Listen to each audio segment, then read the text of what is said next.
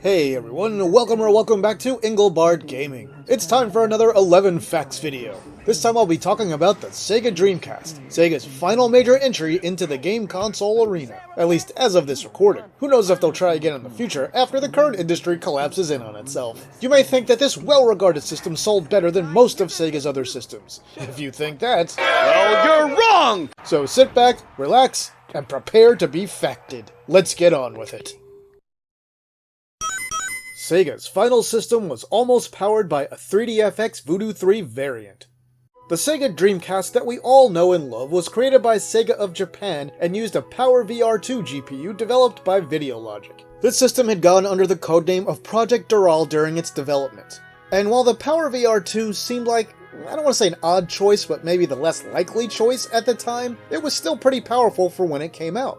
However, another team based in the US was working on competing hardware, which was codenamed Black Belt. The GPU in the Black Belt would have been a 3DFX Voodoo 3 variant. 3DFX was pretty huge at the time, but they hadn't made any real inroads into the console industry. And spoiler alert, they never would. There was some major fallout to the eventual cancellation of the Black Belt project when Doral was selected over it. At least 5 people quit Sega and several others lost their jobs. Aside from this trouble at Sega of America, 3DFX was obviously not too happy about how things went either. How not happy were they? They sued Sega and NEC for $155 million, saying that Sega breached a contract with them, and they were also concerned that Sega may have shared 3DFX proprietary information with NEC, which Sega denied. So what happened exactly? Well, this case was settled out of court for an undisclosed amount of money. 3DFX would go on to file bankruptcy and close its doors for good not too long after, in February of 2002.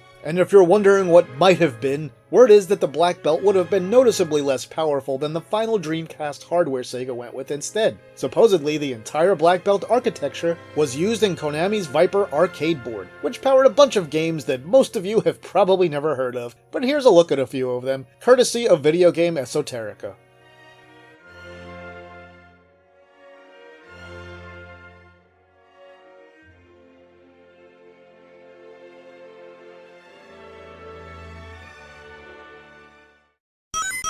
The Dreamcast was the first full game console with a built-in modem. Sega helped pioneer bringing online play to console gamers with the Dreamcast. Sure, other systems had modem add-ons in the past dating all the way back to the Famicom, and there were various modem devices in Japan for the Mega Drive and the Super Famicom. In the West, we had modems like the X-Band during the 16-bit era. However, the Dreamcast was the first full-fledged game console to include a modem with every single unit built right into it, straight out of the box. Well, pre-attached at least. The modem was a dial-up 56K modem, so it wasn't exactly a speed demon. But aside from online play, you'd also be able to use a web browser and some other applications for it. Eventually, Sega would release a separate broadband adapter that could be purchased to replace the modem in 2000 in Japan and 2001 in the US. These were kind of hard to come by, and support could have been better. Still, this was very forward-thinking of Sega at the time, especially considering online features wouldn't become standard on all consoles until the next generation after the Dreamcast, with systems like the PS3, Xbox 360, and Wii. And there were quite a few games that were compatible with the modem. Here's a look at a list of games, and here's a look at a few games that actually had online play in them.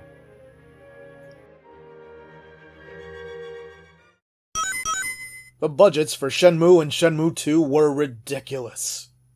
The original Shenmue started life as a Saturn game, and you know what? It looked pretty damn good, but it would never see release on that system. Shenmue was repurposed for the Dreamcast, and Sega would throw a huge amount of support behind Yu Suzuki's RPG-like adventure/brawling title. How much support? Development costs are estimated to be in the range of between $47 and $70 million for Shenmue and its sequel combined. That was a crazy amount of money for a game developed back then. Frankly, for that money to have been worth it, Shenmue would have to have been a monster hit. In the end, Shenmue sold roughly 1.2 million units, which was not nearly enough to justify its development cost. It's often overlooked as a contributing factor to Sega's decision to abandon the Dreamcast and the hardware business altogether, but when you lose that much money on one game, I kinda have to think it played a major role in that decision. Now don't get mad at me, but I've had Shenmue since it was brand spanking new, and I've never been a huge fan. I was so looking forward to this game, and the visuals were fantastic, I really liked some of the music, I loved the Sega arcade classics that were included in it, but the general gameplay just was not compelling to me. There's way too much just walking around and doing mundane things that were no fun. If you love it, hey, that's cool. But the one thing I think we can all agree on is it just wasn't the game that Sega needed it to be in order to recoup those sky-high development costs. Sega went with its proprietary GD-ROM format for extra capacity and security. Turns out it wasn't too secure. Sega released the Dreamcast famously in the US on 9/9/99, and it came out at a strange time for optical disc technology. CD-ROMs still dominated devices using optical storage, but DVD players had already been released officially a couple of years before this. They offered way more storage, but the technology would have been expensive to implement in a system like the Dreamcast in 1999, so Sega split the difference in a way. They went with GD-ROM instead. Standard CDs held between 650 and 700 or so megabytes back then. GDs had the capacity of 1 gigabyte, and the letters GD represent the term gigabyte disc. Sega and Yamaha developed the format for the Dreamcast specifically. Because it was a proprietary format, it was considered extremely secure at first. Regular CD-ROM drives couldn't read GDs. However, because of some flaws in the design as it related to a few supported CD formats, hackers cracked the format wide open. Piracy on the Dreamcast became rampant.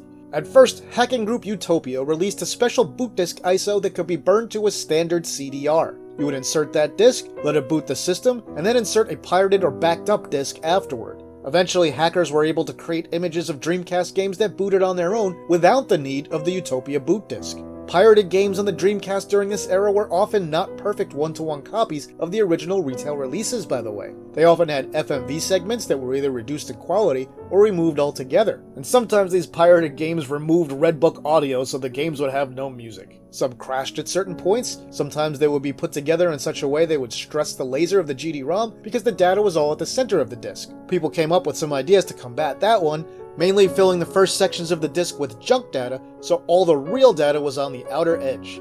Some people may argue that piracy killed the Dreamcast, and I think for this system, well, you'd have a pretty good argument for that. Sega designed a motion controller for the Dreamcast years before the Wii came out, but never released it. Nintendo kind of shocked the entire video game industry when it unveiled the incredibly simple-looking motion controller for the Wii that almost everyone came to call by its unofficial name, the Wiimote. But want to hear something crazy? Yuji Naka at Sega, known primarily for Sonic at the time, had developed a special motion controller for a sequel to one of the most prominent Saturn games, Nights into Dreams. Take a look at this. You may think this controller looks a bit familiar. The ninth sequel in development for the Dreamcast was called Air Knights, and this controller, that doesn't look all that much different from the eventual Wii remote besides its analog stick, would have had motion control capabilities, hence the word Air in the Air Knights title. While the project was eventually scrapped, some of the motion control technology was later adapted for the Maraca controllers that would be used in Samba de Amigo. In 2006, Nintendo would release the Wii and the world would be super impressed with motion controls for a few years, until it wasn't, and the fad had basically ended. We still see motion controls a bit today, but nowhere near the same extent as the Wii's heyday. Might things have been different if it had been introduced earlier with the Dreamcast? Who knows? Sega went through a lot of prototype controllers before settling on the final Dreamcast controller. While it may not exactly be earth-shattering news that a hardware company went through a bunch of prototypes before deciding on a final design, I think this one is really worth talking about. Personally, as a huge Sega fan, the Dreamcast controller is one of my least favorite first-party Sega controllers ever, so I find it pretty interesting looking at some of these rejected prototypes.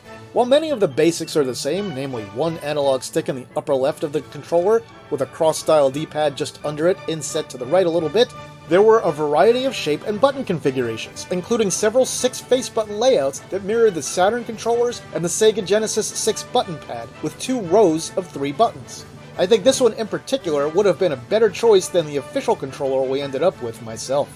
Now, I'm glad Sega didn't go with some of these, like the crazy asymmetrical designs. It's hard to picture being able to hold this one comfortably for long periods of time, but hey, the prototype phase is when you go crazy trying things out, so I can at least admire that Sega tried to think outside the box for a bit before they eventually settled on their standard 4-button diamond configuration. And I do find it kind of strange that apparently Sega had never even considered adding a second stick to the Dreamcast controller. There are a total of 79 games on Dreamcast that use the Windows CE operating system. Windows CE on Dreamcast is typically considered a failure. Games using Microsoft's embedded operating system often ran worse than those that ran on Sega's own custom operating system for the console.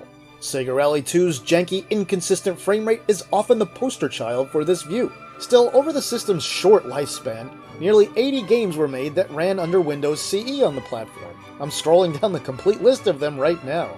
While there are no obvious mega hits in this list, there are quite a few decent games on here. And looking at this list, you may recognize that quite a few had less than optimal performance. But I can say that at least I really enjoyed Plus Plum back in the day. But if you're ever wondering why a game in this list didn't run super great, well, you pretty much have your answer right now. Simple games like Bust-A-Move 4 and Plus Plum were fine, but full 3D titles typically weren't. And really, that's all I have to say about that. The Dreamcast had a total of 619 officially released games. You know, it's funny. The Saturn, which is often I'd say somewhat mischaracterized as a total failure, had over 1,000 titles released over a roughly 4-year period. Sega released the Dreamcast in Japan in November of 1998. Sega discontinued the Dreamcast on March 31st, 2001. It didn't even survive 3 years on the market. Despite this, there were still some officially licensed titles released for the system for years afterwards, primarily in Japan, which would see licensed releases all the way up to the year 2007. Anyway, I find it a bit odd that the Dreamcast has always been fondly remembered, while the Saturn has often been much maligned. I like both systems, and there are fantastic games for both, but the Saturn gets a bad rep despite its much larger and more varied library. There are some truly fantastic Dreamcast games out there. I can rattle off a bunch of them that I loved at the time, like Skies of Arcadia, Daytona, Dead or Alive 2, House of the Dead 2, Record of the Lotus War, and so much more. It's just really too bad that Sega didn't have a little more time to make the DC really shine. And 619 games may be plenty, but in the scheme of things, if we look at the total amount of releases on the competition, which at the time was the PlayStation 2, it absolutely dwarfs this number. The Dreamcast sold fewer units worldwide than the Saturn. Probably. Worldwide total console sales from past generations can be a little tough to 100% nail down with complete accuracy, since there are so many different sources that report different numbers. So for these videos, I usually check multiple sources to see if even though the exact numbers may be different between them, the story may be the same. And most of the time it is, but there were some discrepancies this time around. Let's start with the total Saturn sales numbers. You'll see anywhere from 8 to 10 million if you research this topic online. It seems more people than not seem to accept the 9.26 million number, which is published in some books as the most likely number. So let's go with that one just for the sake of this video. Now that's a relatively small number compared to the other consoles of its generation, since total PlayStation sales are generally considered to be about 100 million, and N64 sales are considered to be roughly 33 million. So where does the Dreamcast come into the picture? Its total sales are reported to be between about 9 and 10.6 million from sources I've seen, although it seems like the most agreed upon number across multiple sources is about 9.13 million. The Dreamcast, despite having what I describe as a better reputation than the Saturn, is reported by multiple sources to have sold just around 9.13 million units, which is obviously less than that 9.26 million that we agreed on as the Saturn number. Now, all of the sources I checked, except for one, with what I would call a questionable reputation for accuracy, have the Dreamcast as selling fewer units than the Saturn. Still, who knows? Maybe that one that has the higher number for Dreamcast sales is right. So that's why I put a probably at the end of this fact. So we'll leave it as most sources agree that the Saturn outsold the Dreamcast. But to be totally fair, the Dreamcast reached its sales number in a shorter amount of time than the Saturn reached its total sales number. The best-selling Dreamcast game was Sonic Adventure, by a large margin. Ah, Sonic Adventure. So many of us who got a Dreamcast on that magical day of 9/9/99 ended up getting it with this game. Sonic Adventure was a huge hit for Sega's fledgling system at the time, and will go on to become its undisputed bestseller for all time, by a lot. How much? Well, sales numbers tend to get a smidge dicey, like I said before, but there's a definite story here and it's very clear. Sonic Adventure sold roughly 2.5 million units, which seems generally agreed upon by pretty much everyone. Everything after that, though, well, numbers are all over the place. In the general mix are titles like NFL 2K, 2K1, 2K2, each at over 1 million sales. Crazy Taxi is somewhere between 1 and 1.7 million in sales, and then pretty much every place says Shenmue sold about 1.2 million. Also in the million plus club were titles like Soul Calibur and Resident Evil Code Veronica. Now Sonic Adventure, well, let's just say there was a lot of pent-up Sonic fan demand for that game. Sega hadn't released a new, full, proper Sonic game since way back with Sonic and Knuckles on the Genesis. This was the first continuation of the series in many years. On the Saturn we had some offshoots like Sonic R, Sonic Jam, and Sonic 3D Blast, which also appeared on the Genesis. But this was the first full-fledged new Sonic game. Now you might be wondering, how did Sonic Adventure 2 sell on the Dreamcast? And the answer is, a lot worse, selling a maximum of 500,000 units according to most sources. The most expensive game for the Dreamcast according to price charting right now is Capcom's Cannon Spike. Alright, you may know I like to end these videos with taking a look at the most expensive game for these systems according to pricecharting.com. Oh, and these prices are really in flux. The most expensive game actually changed since I did my original recording 2 days ago and I had to re-record this section. As of today, the most expensive game is Capcom's Cannon Spike, which goes for $749.58 new, $325 in change complete in box, and $217 in change for a loose disc. Will this still be the most expensive Dreamcast game at the point this video goes live? Possibly not. But it was the most expensive game at the time of this recording. So while $750 is a lot of money, it's lower than we've seen for some other systems we've taken a look at. So maybe we should glance at some other things. The most expensive Dreamcast-related item is a Katana development system. Katana being the codename for the system while it was in development, overall. But that's not really fair to include, right? I mean, it wasn't publicly available at any time. So the most expensive official product available to the public is the Agitech Rally Wheel, a steering wheel for driving games that was released alongside the system in 1999. Personally, I've never used this one myself, but it has a very positive online reputation. Still, this thing goes for $870 if you can find it new in box, around $458 if you can find one complete in box that's slightly used, and the bargain basement price of $262 if you can find one loose. Is it worth it? Well, even if it's fantastic, I'd have to say probably not. Oh, and last note, I'm not counting the Total Control Plus, which was a PlayStation and PlayStation 2 controller adapter here, since it wasn't an official product. Same for the Dreamcast. Alrighty folks, there you go. 11 facts about the Dreamcast that you maybe didn't know. The Dreamcast was a great system, if a short-lived one. It feels like you almost have to combine the commercial lifespans of the Saturn and Dreamcast together to get a complete picture of that time in Sega's life as a company.